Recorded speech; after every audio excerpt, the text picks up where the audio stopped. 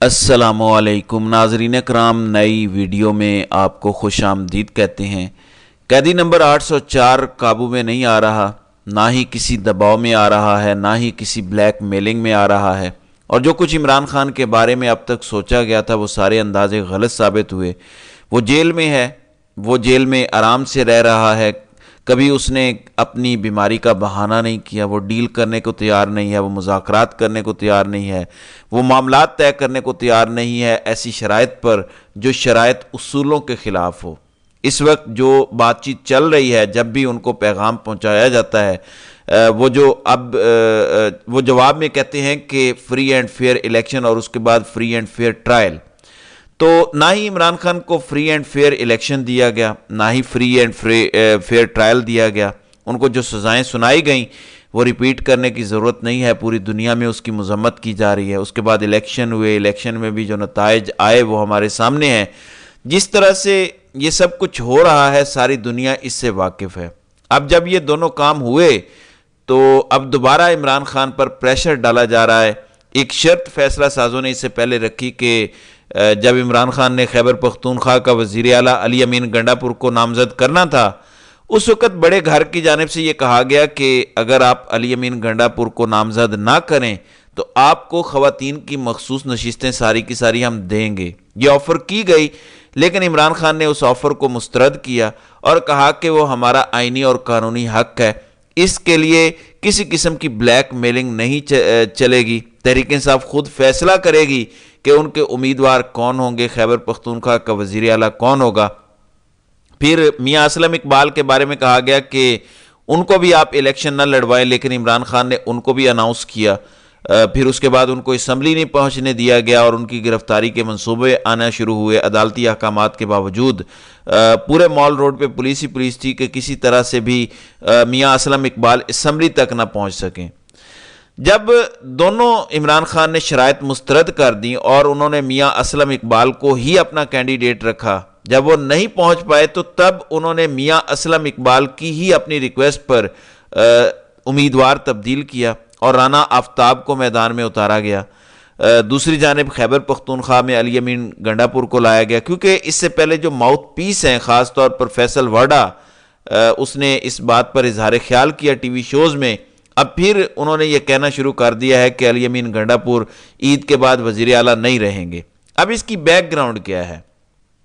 اس کی back ground یہ ہے کہ عمران خان اور تحریک انصاف کی لیڈرشپ کو کہا گیا کہ آپ مراد سعید، ڈاکٹر یاسمین راشد، صنم جاوید، اعظم سواتی اور فیصل جاوید جو ہے انہیں ٹکٹس جاری نہ کریں، یعنی جن کے نام 9 مئی میں آئے ہیں۔ آپ کو معلوم ہے کہ 9 مئی خود ایک فالس فلیگ آپریشن تھا، اب تو مجھے کہنے میں کوئی آر نہیں ہے، اس میں بہت سے راز چھپے ہیں۔ بہرحال جب تحریک انصاف کے چیئرمین عمران خان نے یہ شرائط بھی نہیں مانی، اس دوران علی امین گنڈا پور کو دھمکیاں دی گئیں، ملاقاتوں پر پابندی لگائی گئی کہ وہ عمران خان سے نہیں مل سکتے، لیکن اس کے باوجود عمران خان نہیں مانے اور انہوں نے اب سینٹ کے امیدواروں کا بھی اعلان کر دیا ہے اور اس پہ بھی کمپرومائز کرنے سے انکار کیا ہے۔ عمران خان کو ابھی بھی عدالتوں پر بھروسہ ہے۔ فارم 45 کا معاملہ بھی سپریم کورٹ میں جا رہا ہے، پٹیشن تیار ہو رہی ہے، سپریم کورٹ میں چیلنج کیا جائے گا جس طرح فارم 45 کے نتائج تبدیل کیے گئے اور اس کی بجائے فارم 47 جاری کیے گئے۔ پھر اس کے بعد دوسری پٹیشن جائے گی جو مخصوص نشستوں کے حوالے سے ہے، یہ پٹیشن بھی سپریم کورٹ میں جائے گی، اور ان دونوں پٹیشنز کو یہاں تک کہ عمران خان کہتے ہیں کہ بے شک چیف جسٹس قاضی فائز عیسیٰ خود سنے، ہمیں کوئی اعتراض نہیں ہے۔ اب یہ دونوں پٹیشن جائیں گی تو ظاہر ہے وہاں پر معاملہ کھلے گا، کیونکہ بہت ساری گنجائش موجود ہے۔ پشاور ہائی کورٹ نے اس لیے فیصلہ نہیں دیا کہ پشاور ہائی کورٹ اگر فیصلہ دے دیتی تو یقیناً قاضی صاحب ناراض ہوتے اور انہوں نے اس فیصلے کا وہی حال کرنا تھا جو بلے کے نشان والا کیا تھا۔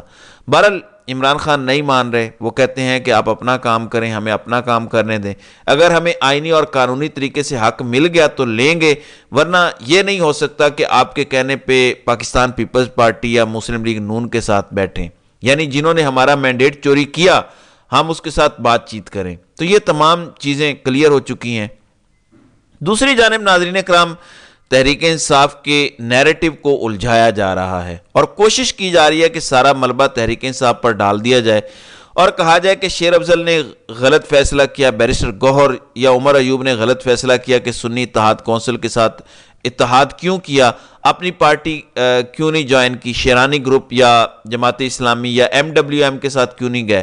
اگر آپ الیکشن سے 2-3 مہینے پہلے چلے جائیں تو اسی وقت یہ کہنا شروع کر دیا گیا تھا کہ تحریک انصاف کو ہم نہیں جیتنے دیں گے اور تحریک انصاف کا وجود ہی ختم کر دیں گے, تحریک انصاف کا نام و نشان مٹا دیں گے.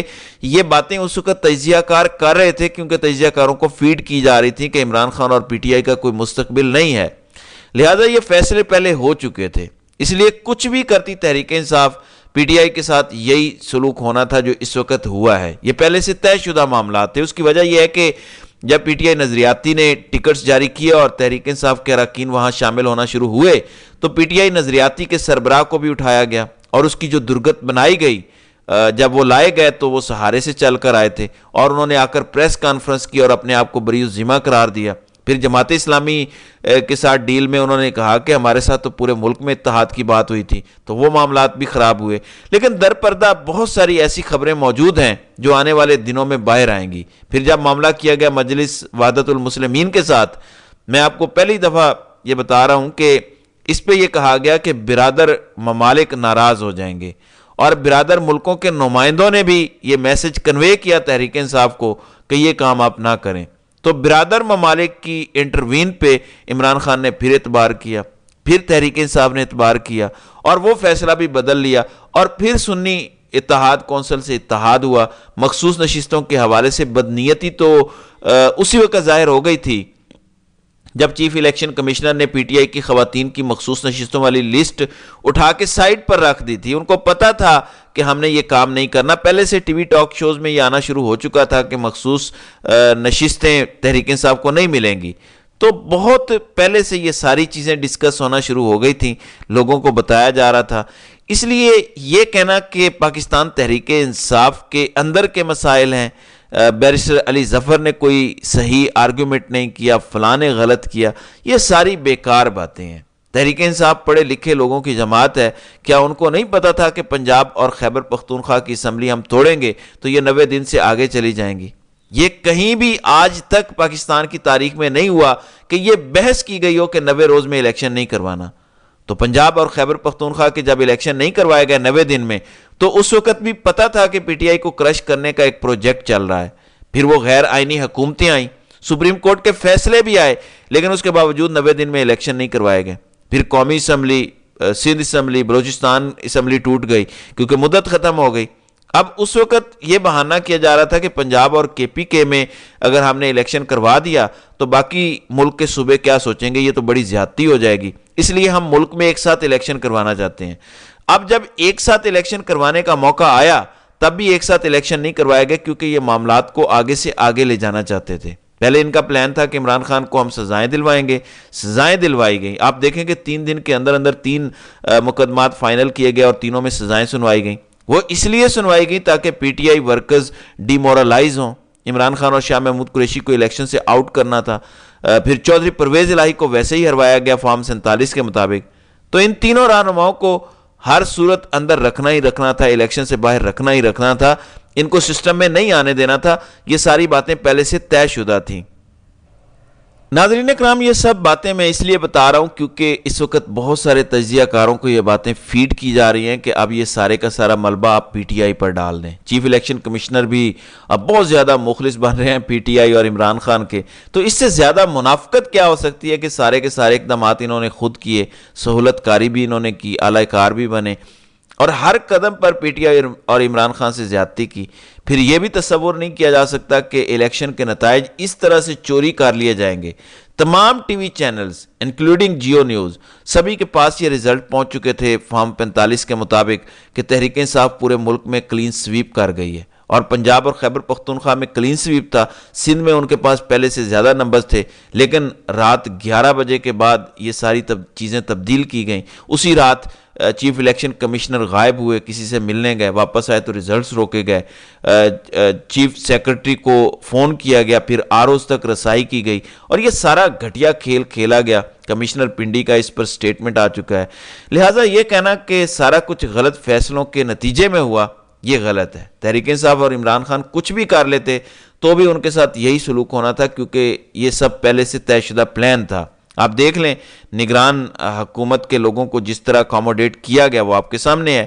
تو یہ ہے ساری صورتحال، یہ پہلے سے پلان تھا۔ اب دیکھتے ہیں کہ سپریم کورٹ اس حوالے سے کیا کرتی ہے۔ عمران خان کسی بھی صورت کسی بھی بلیک میلنگ میں نہیں آ رہے اور نہ وہ آنا چاہتے ہیں۔ وہ کہتے ہیں کہ جو آپ لوگوں نے کرنا تھا کر لیا، میں اپنی بات پہ قائم ہوں اور ہمیشہ قائم رہوں گا۔ تو ناظرین کرام، آپ کی اس ویڈیو کے حوالے سے کیا رائے ہے؟ آپ اپنی رائے کا اظہار کامنٹ سیکشن میں ضرور کیجئے گا۔